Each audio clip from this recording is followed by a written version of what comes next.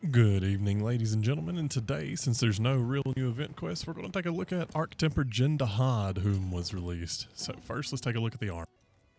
This set actually is not a bad looking set. I like the appearance for it.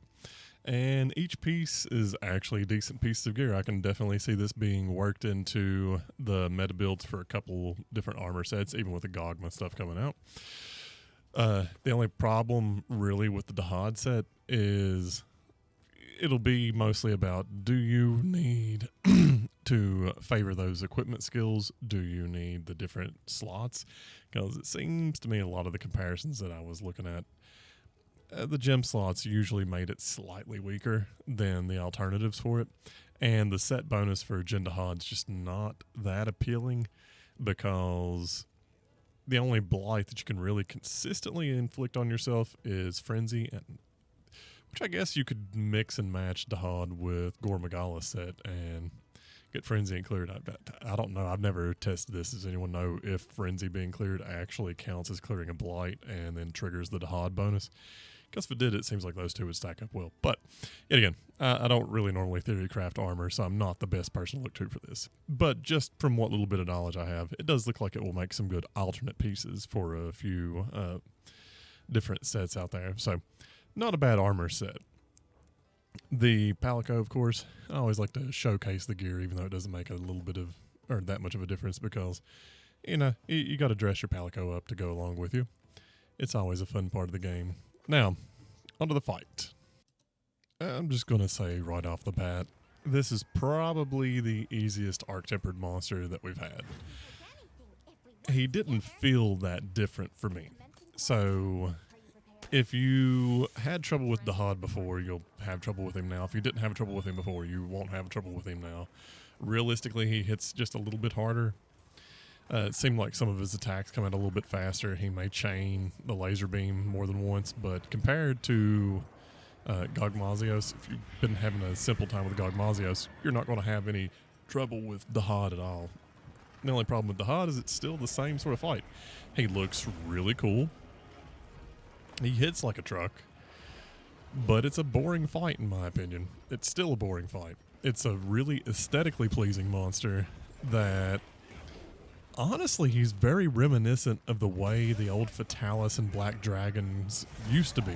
And if you pay attention to how he moves and the types of attacks that he does, and you've played the old school games, you'll start seeing that it really does seem like he is where they just dumped the old school Fatalis moveset into and didn't update it to actually make it scary like the actual Fatalis was in Iceborne. I don't know. He's a lot of missed potential in my opinion. He looks visually impressive. Like this is a less how the hell does this dragon still fight aesthetic version of Val Hazak. So I like the looks. I like the looks of the armor. I still find the fight boring. There's one cart that I have later in the fight, and that is from finding myself in a situation where he's doing a super, and there's no real ice shards caught in, which was my fault. I'm pretty sure I wasted one. But I don't know. I didn't really find it to be a challenge. It's long. It's not really a particular challenge.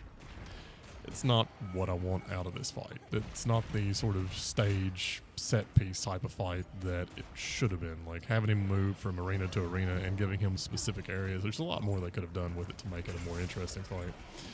And following Gog up with this guy, the only reason why I can think of that they stuck him here is because he is also sort of a set piece fight.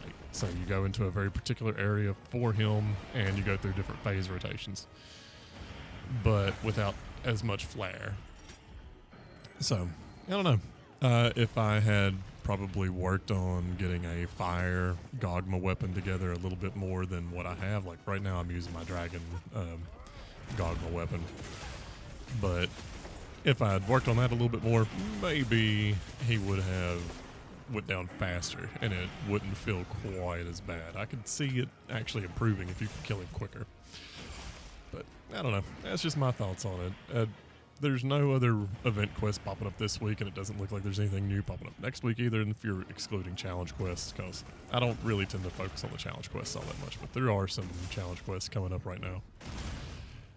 outside of that, the only other thing I can think of worth mentioning is if you look at the event quest calendars, what you'll notice is they have actually started adding an icon into the upper right that looks like a Wi-Fi symbol. And if the quest is marked with green, that means it's online only. If it's marked with white, that means you can play it offline. And it looks like they're at least slowly migrating the permanent event quests over to being accessible offline as well as online. So that's exciting. That also makes me wonder if when this game sort of reaches the end of this cycle, if they won't just make all of the event quests available offline, which is what they've done with entries in the past. And they usually do it at the end of that game's main life cycle. They convert it so that all the event quests are pretty much treating it all the time like there's some sort of celebration going on in the hub.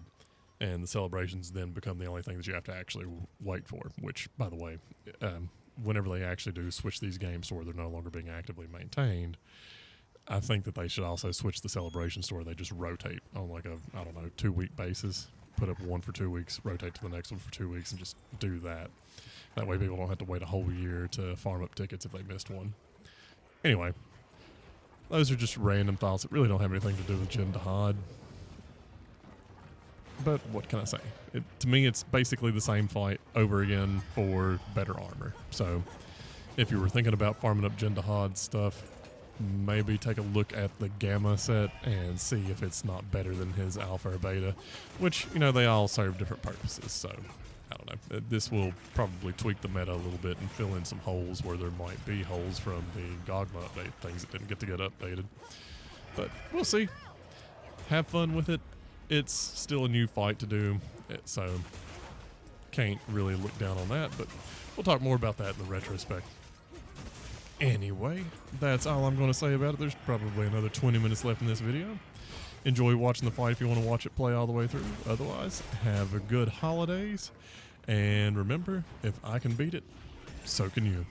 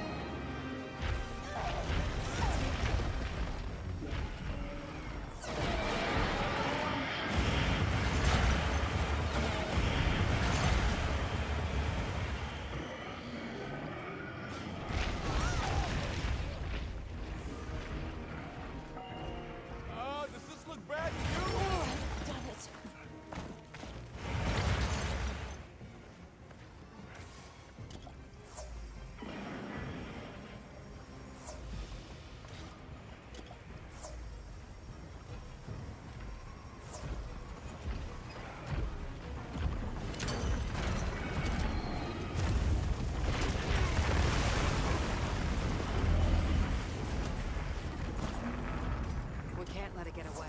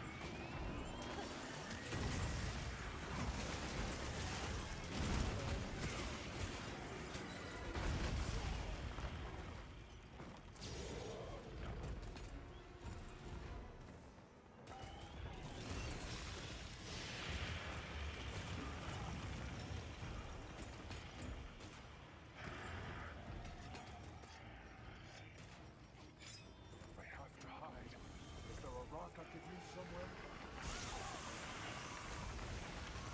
Over here! Hurry!